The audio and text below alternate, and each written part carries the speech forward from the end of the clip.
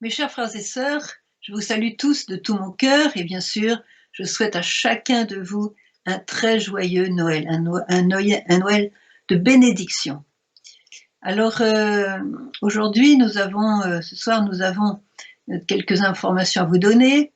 D'abord que Maria a reçu le message, comme d'habitude à Noël, elle a pris le message de la Vierge, mais aussi il y a Jacob, le voyant Jacob, qui, comme vous le savez, a déjà 10 secrets et il a droit à une apparition annuelle et ça tombe justement le jour de Noël. Alors, il est vraiment verni à côté des autres voyants puisque il a droit non seulement à l'apparition de la Sainte Vierge, mais elle porte l'enfant Jésus.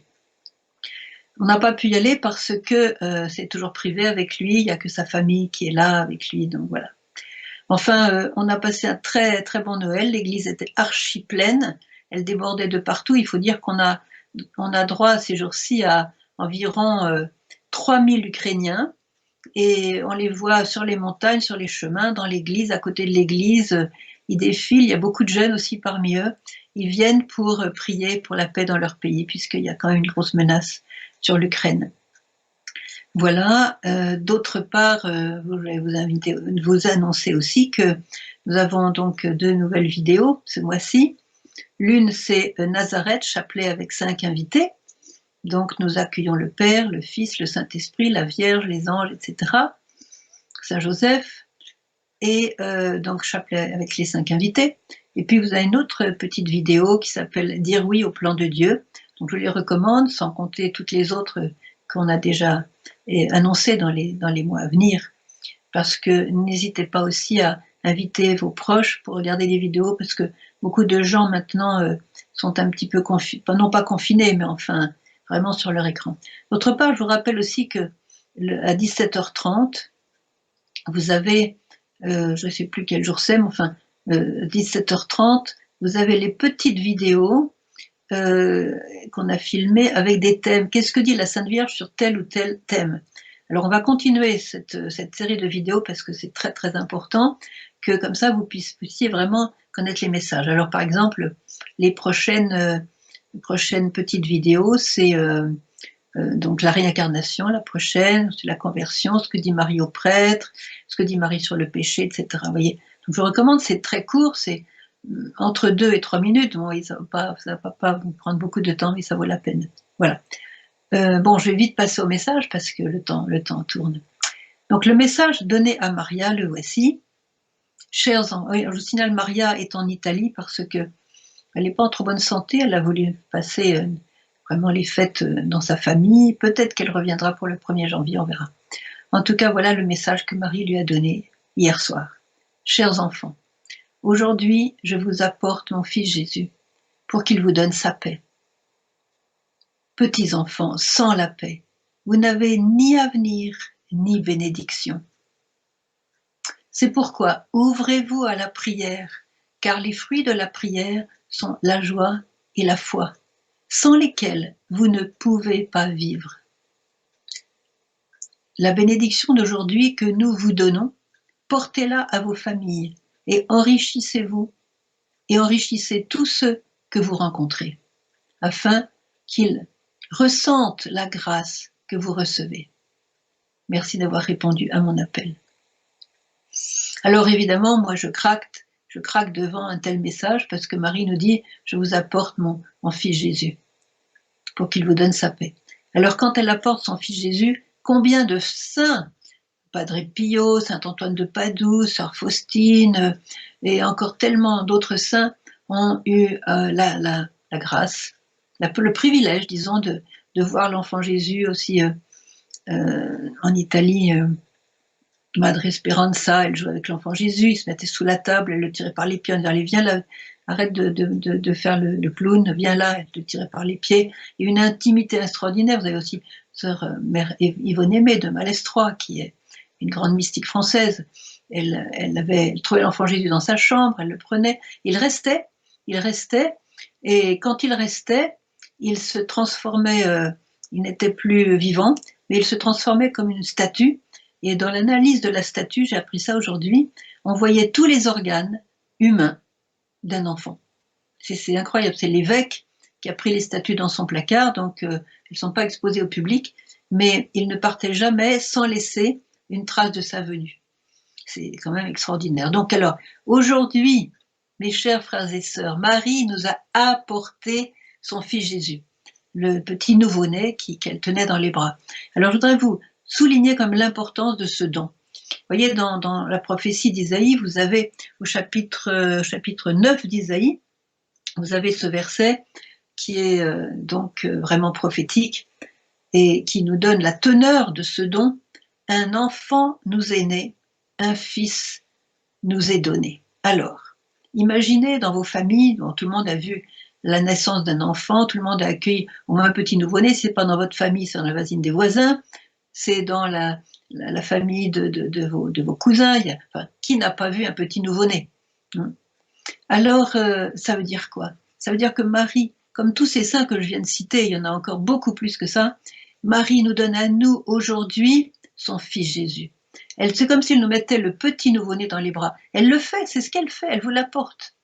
Elle vous l'apporte.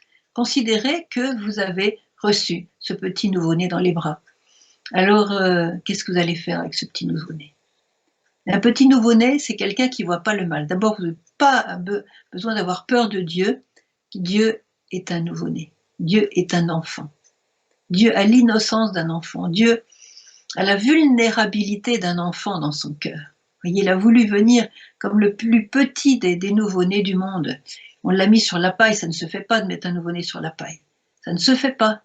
Même les plus pauvres, on s'arrange pour mettre un petit linge, un petit quelque chose, vous voyez. Bon, dans le froid, vous savez, j'ai été à Bethléem chaque Noël quand j'étais là-bas en Israël. Je peux vous dire qu'à Noël, au mois de décembre, janvier, il fait un froid de canard. Vraiment. Eh bien, dans les tables, c'était la même température dedans que dehors. Et voilà. Donc, alors, elle vous donne son petit enfant Jésus.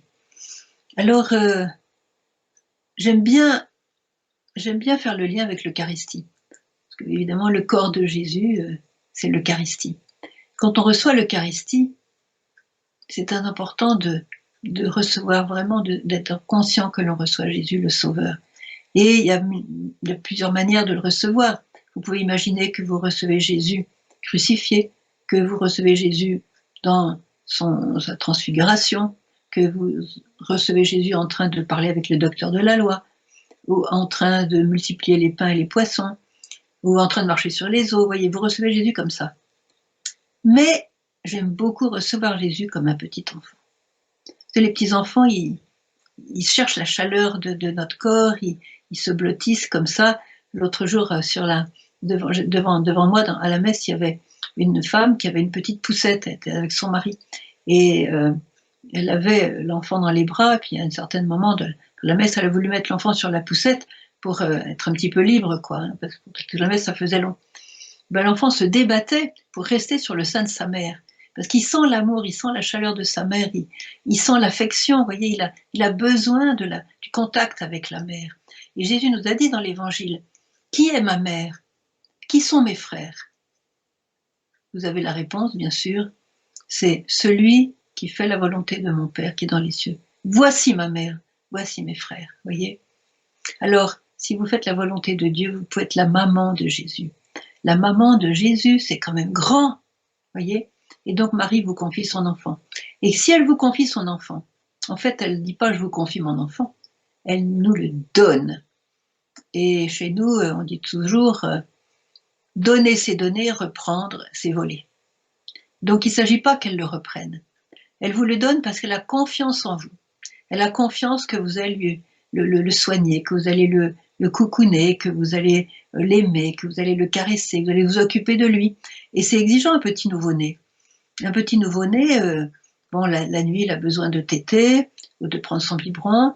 Et puis, on a besoin de le langer régulièrement, on a besoin de lui faire prendre l'air, on a besoin de le caresser, on a besoin de le laver, de le changer.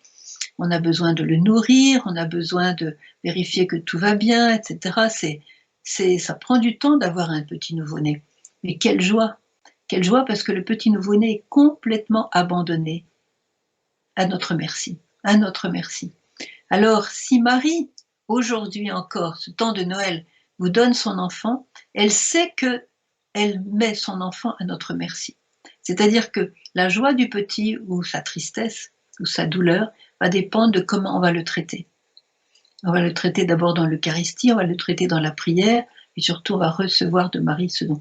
J'aime beaucoup le passage sur Faustine, la grande mystique de la Pologne, qui était tellement prônée par le pape Jean-Paul II. Vous voyez, un jour elle a vu Marie lui apparaître, et elle tenait dans les bras l'enfant Jésus. Et Marie lui a dit, aujourd'hui, je veux te donner un grand cadeau, je veux te donner mon fils Jésus. Et elle a donné à sœur Faustine son enfant. Elle l'a mis dans les bras de sœur Faustine. Évidemment, sœur Faustine écrit avec des pauvres mots humains. Je ne peux pas exprimer la joie que j'ai connue alors. Elle n'est pas exprimable, elle est indicible. Cette joie de tenir l'enfant Jésus dans les bras. Et aujourd'hui encore, le Seigneur se donne. Le Seigneur se donne de la même manière. Il n'y a pas de bémol avec Dieu, il n'y a pas de diminution. Dieu se donne aujourd'hui totalement à nous de le recevoir. Mais il se donne, il peut se donner dans la mesure où nous lui ouvrons la porte. Voyez, et c'est ça qu'il attend de nous. Alors, il veut nous donner sa paix. Pour que je vous apporte mon fils Jésus, pour qu'il vous donne sa paix. Jésus lui-même est paix. D'ailleurs, je continue ma lecture de Isaïe. Vous voyez, c'est tout dans la prophétie d'Isaïe. Donc, alors, un enfant nous est né, un fils nous est donné, nous a été donné. Un fils, vous êtes la mère. D'ailleurs, pas seulement les femmes. Hein. Si, on peut vraiment aussi, notre âme peut être la mère de Jésus. Il a reçu le pouvoir sur ses épaules. Le pouvoir, c'est-à-dire la puissance. Mais qu'est-ce qui donne la puissance à Jésus? C'est la croix. Donc déjà, il y a le signe de la croix sur ses épaules. Vous voyez? Il a le signe de la puissance sur ses épaules.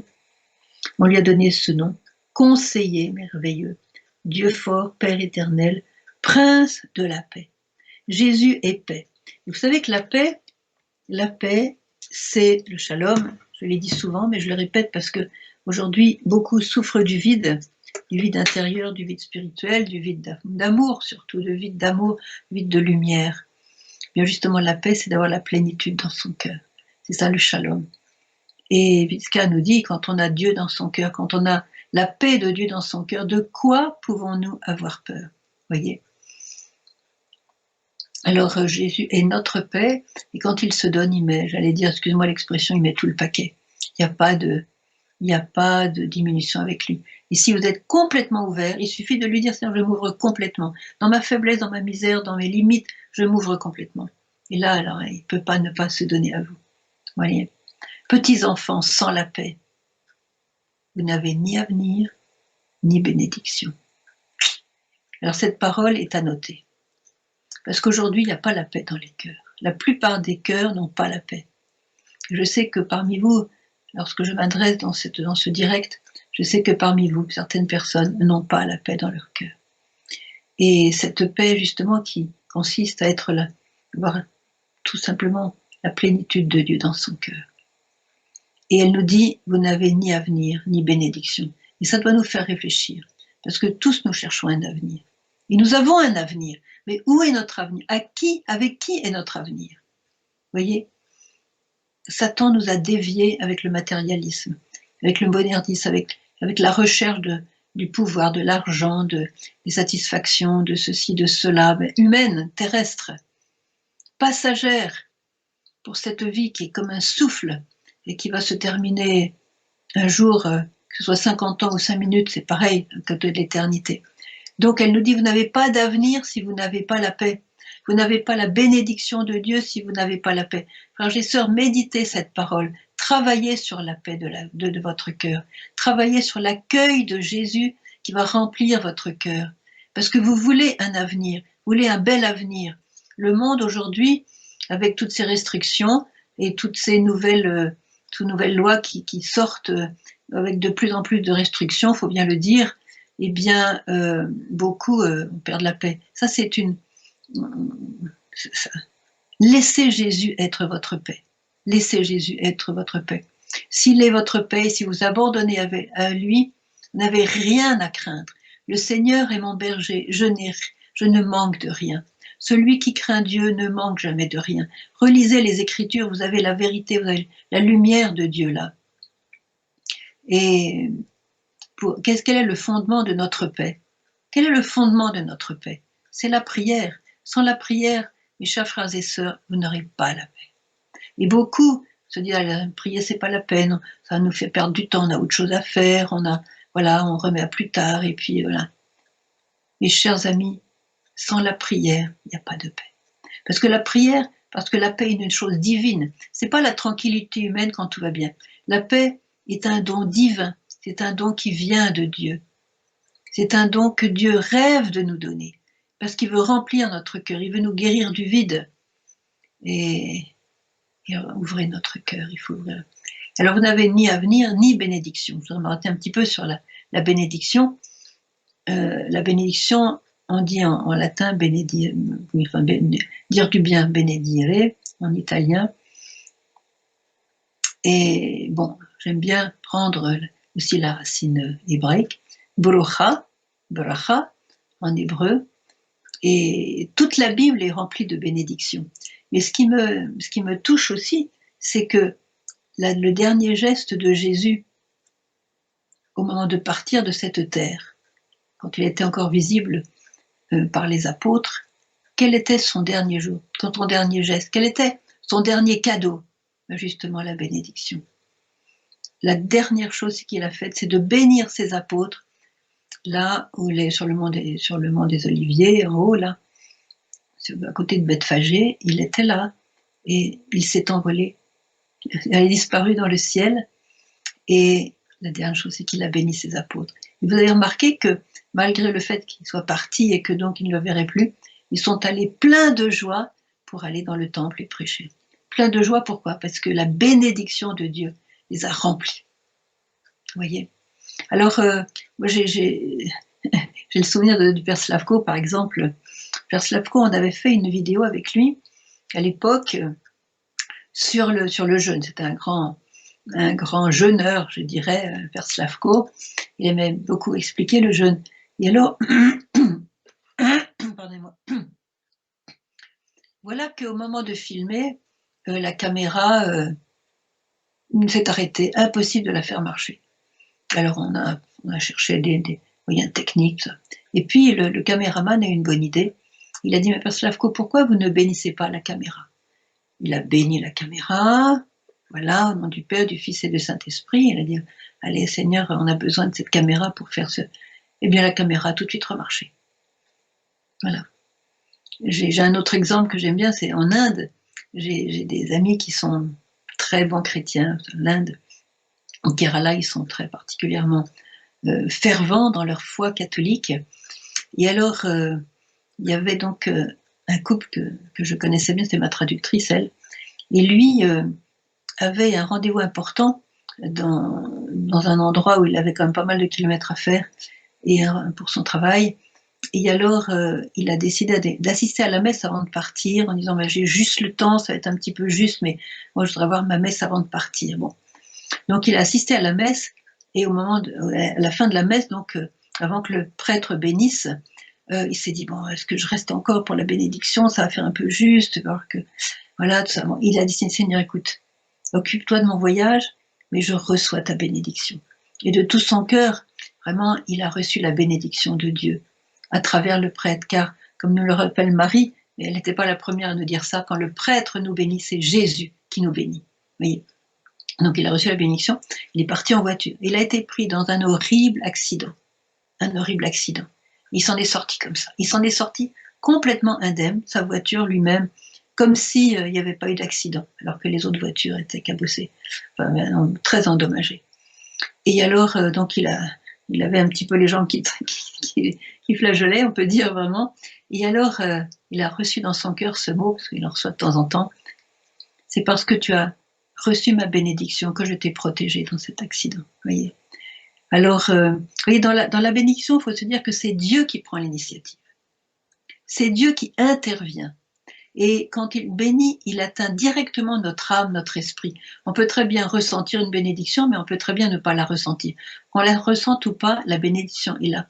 Et vous savez qu'à chaque bénédiction, c'est comme un trait de lumière et donc de bonheur qui s'ajoute à notre âme et qui va demeurer pour l'éternité.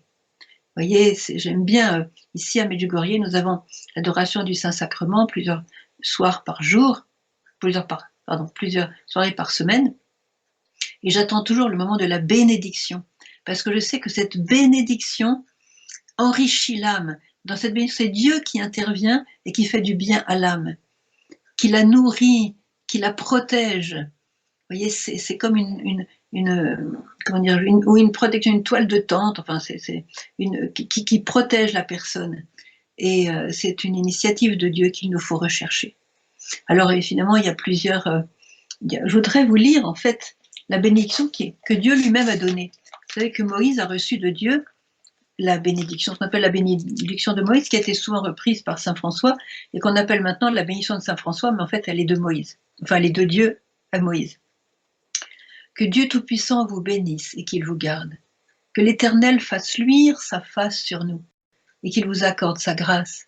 Que le Seigneur tourne son visage vers nous et qu'il vous donne la paix. Que le Seigneur tourne son visage vers vous et qu'il vous donne sa paix. Voilà. Alors ça, c'est magnifique, c'est vraiment la bénédiction de Dieu. Et je vous recommande, quand vous êtes à la messe, de recevoir avec reconnaissance, la Vierge l'a bien dit, de recevoir avec reconnaissance la bénédiction du prêtre, c'est-à-dire de Jésus à travers le prêtre. Alors donc, elle reprend la phrase un peu dans sa totalité pour que vous soyez un petit peu... Hein. Petits enfants, sans la paix, vous n'avez ni avenir ni bénédiction. C'est pourquoi ouvrez-vous à la prière. Comme je l'ai dit, la prière est le fondement de votre paix. Quand vous adorez le Saint-Sacrement, quand vous priez dans votre chambre tout seul, quand vous êtes à l'église, quand vous priez en famille, c'est à ce moment-là que Dieu vous donne le don de la paix. Et je sais que le monde cherche la paix. Le monde cherche la paix par des moyens matériels, des moyens, disons, humains, des moyens terrestres. Oui. Je me souviens, un jour, j'avais été invitée aux États-Unis pour parler de la paix. C'était pendant la guerre ici en 92.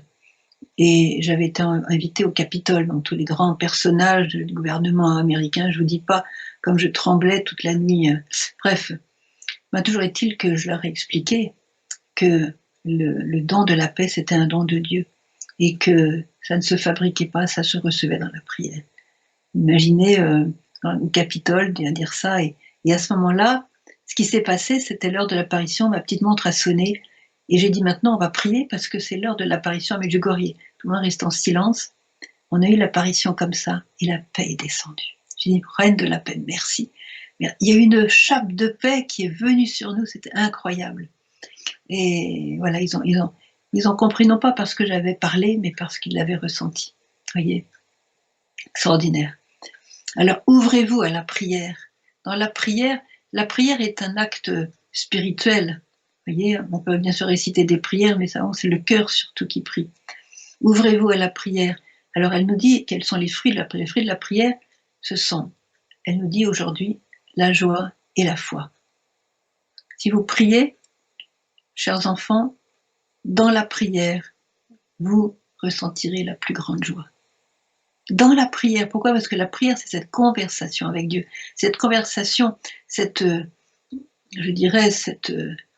dialogue avec Dieu. Et quand vous dialoguez avec votre Créateur, avec votre Sauveur, l'ami de vos âmes, c'est extraordinaire. Donc le fruit de la prière, un des fruits de la prière, c'est vraiment la joie. Et d'ailleurs, on voit bien des gens qui prient beaucoup, même s'ils ont des épreuves, des deuils, des maladies, des revers de fortune. La joie est là.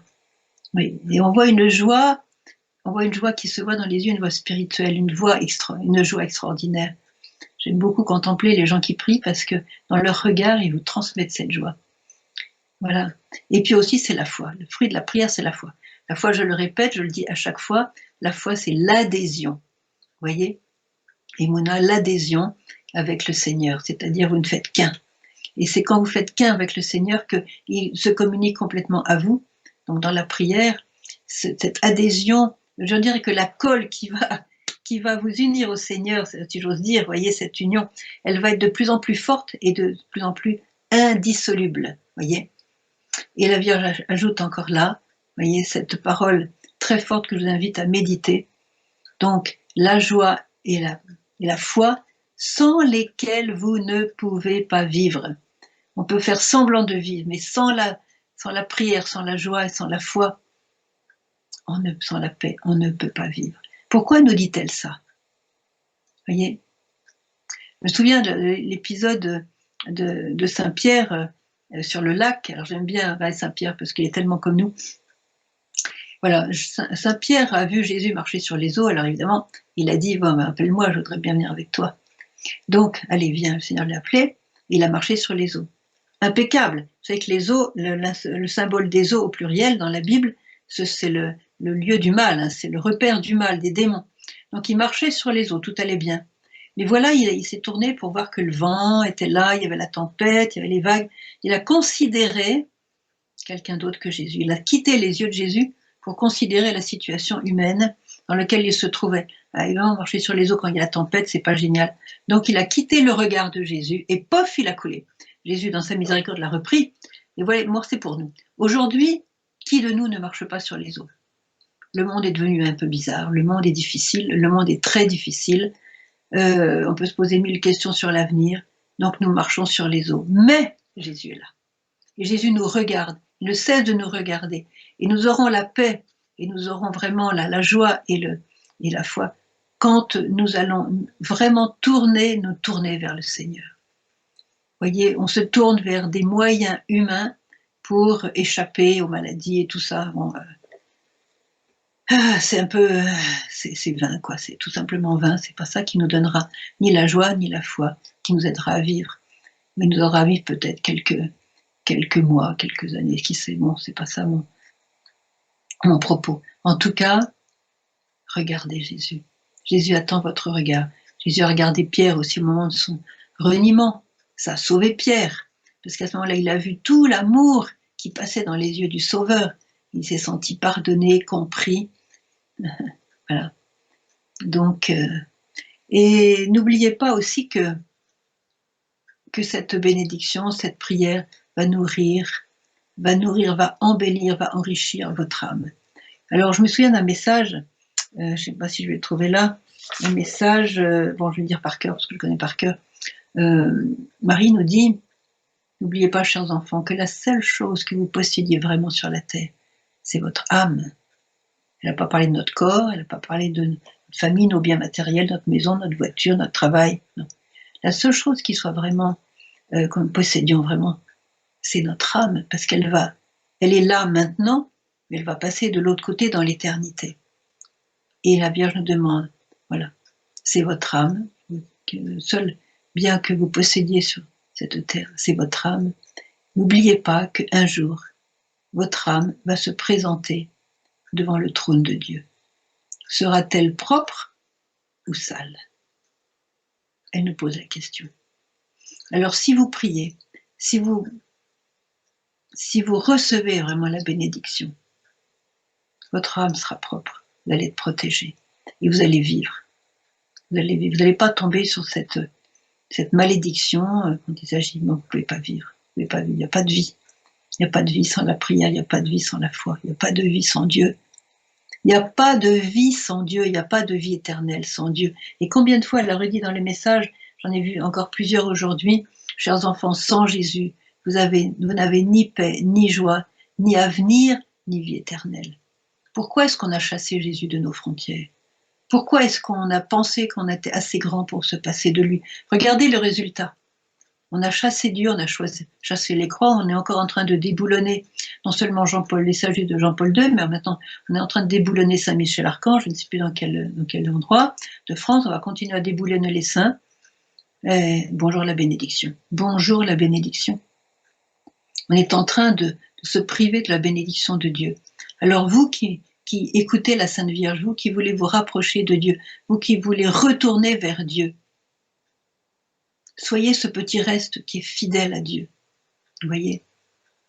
Alors, elle continue. La bénédiction d'aujourd'hui que nous vous donnons, c'est-à-dire Marie et Jésus, portez-la à vos familles et enrichissez tous ceux que vous rencontrez. Voilà, c'est un enrichissement, cette bénédiction.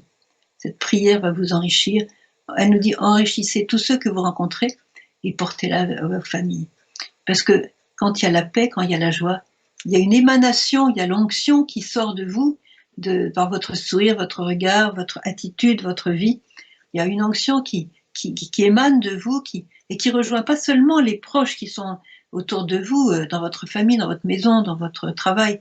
Ça rejoint beaucoup plus de personnes parce que c'est une chose surnaturelle et Dieu n'est pas limité dans le temps ni dans l'espace. Voilà. Alors, n'oubliez pas, bon, on parle de la bénédiction, le mois de janvier arrive ici à Medjugorje. C'est une tradition de longue date, puisque c'est un pays chrétien, c'est que les prêtres de la paroisse vont bénir les maisons. Ils vont bénir les maisons. N'oubliez pas aussi que les parents doivent bénir leurs enfants le matin, le soir. Les prêtres ici font aussi la bénédiction des objets. Et la Vierge nous demande de porter sur nous des objets bénis, des petites médailles, des petites croix, vous voyez, des objets bénis, comme signe contre Satan que vous m'appartenez, dit-elle. Et dans vos maisons, mettez des objets bénis, mettez une croix, une icône de Marie, une statue de, je sais pas, de Padre Pio, de la petite Thérèse, de Saint Michel Archange, de Sœur Faustine, de votre saint préféré, voilà, mettez des images de saints et faites-les bénir par un prêtre, voyez. Ensuite, je voudrais aussi vous dire que vous avez des bougies dans votre maison. C'est bien, les bougies, ça donne de la lumière et un petit peu de chaleur. Mais est-ce que vous avez fait bénir vos bougies?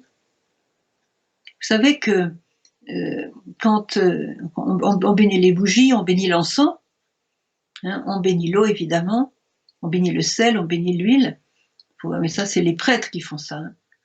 Alors, il y a des cas où il y a eu des réactions, par exemple si des possédés rentrent dans une église où il y a de l'encens qui a été béni, la possédée se dit « Ah, arrêtez, j'étouffe » parce que quand on fait brûler de l'encens qui a été béni par un prêtre, ça chasse les démons. Vous voyez, on a plein je dirais, de sacramentaux comme ça que l'Église nous donne.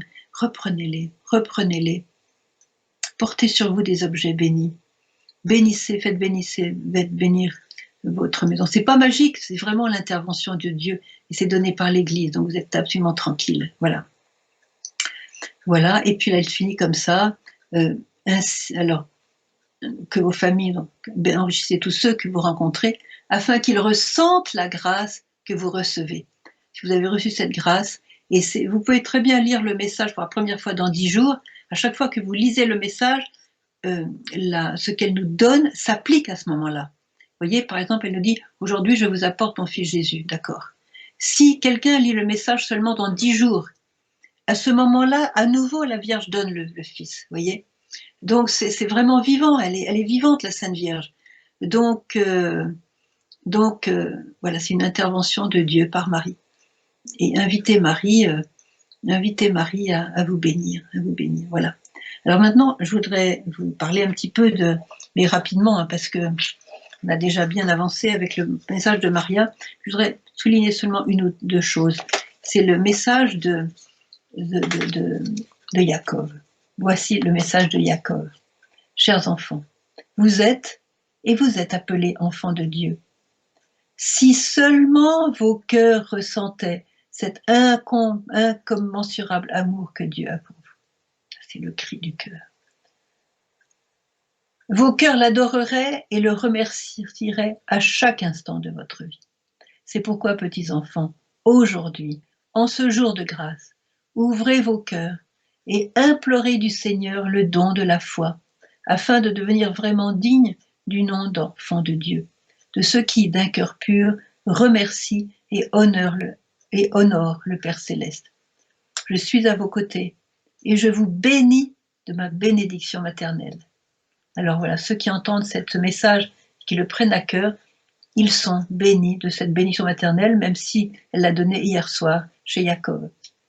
Alors je voudrais simplement insister sur ce cri du cœur d'une maman, voyez, si seulement vos cœurs ressentaient cet incommensurable amour que Dieu a pour vous. Vos cœurs l'adoreraient et le remercieraient à chaque instant de votre vie.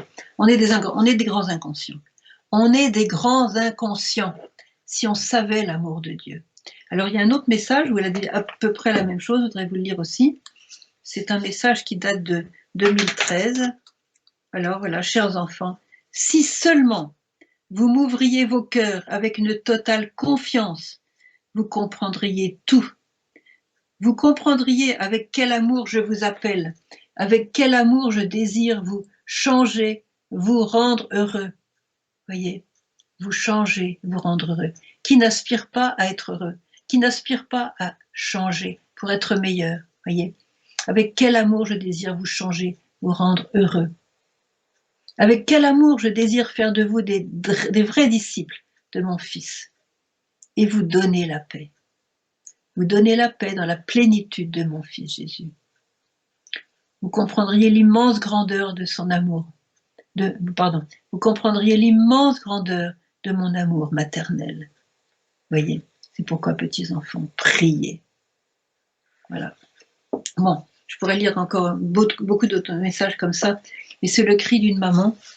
C'est le cri d'une maman qui a un amour infini, qui a des cadeaux extraordinaires à nous donner et qui se heurte à des cœurs soit fermés, soit un tout petit peu ouverts, un petit peu mesquin, une petite ouverture un peu mesquine, comme ça, minuscule, pour dire qu'on est encore chrétien, mais il faut être digne de ce nom de enfant de Dieu, nous dit Marie. Alors j'aime beaucoup ce message de Jacob, parce que vraiment, là, elle exprime... je pense à une maman, vous voyez, par exemple, une maman qui aurait beaucoup de lait dans son sein. Elle a un petit nouveau-né, et pour des raisons de maladie ou autre, d'un petit problème dans le petit enfant, l'enfant ne veut pas boire.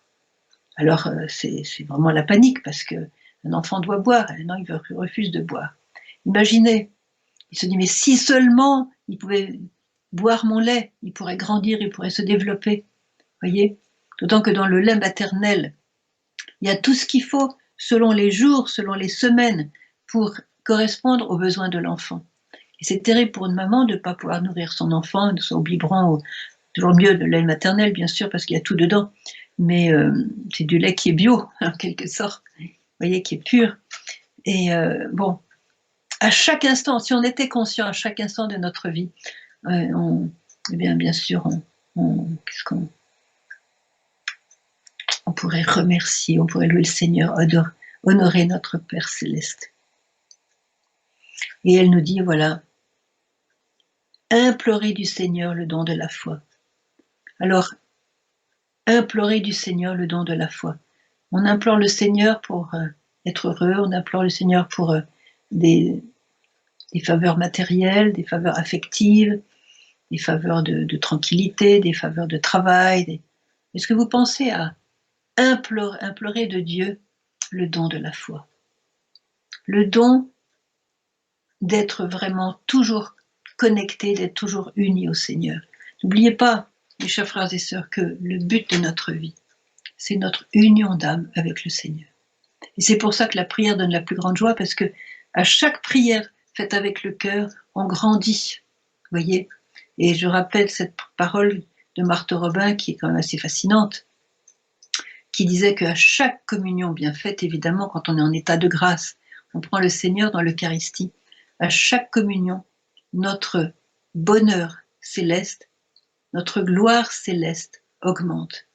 C'est pourquoi ceux qui vont à la messe tous les jours, ou ceux qui font une communion spirituelle tous les jours, on peut en faire plusieurs fois par jour, eh bien, ce seront les plus grands saints au ciel, parce que à chaque fois, c'est un peu plus de gloire qui nous est donnée, qui nous est donnée, qui nous est obtenue par le Seigneur. Voyez, n'oubliez pas que l'éternité, c'est ce qui nous attend, et que l'éternité, c'est très, très long. N'oubliez pas que la vie est courte, c'est comme une fleur qui fleurit le matin et le soir, elle est déjà plus là. Voyez, combien de fois la Vierge nous a dit ça. Alors, je voudrais aussi, elle a un peu défini ceux qui ont vraiment, qui veulent être dignes d'être appelés fils de Dieu, c'est-à-dire ceux qui d'un cœur pur remercient et honorent le Père Céleste.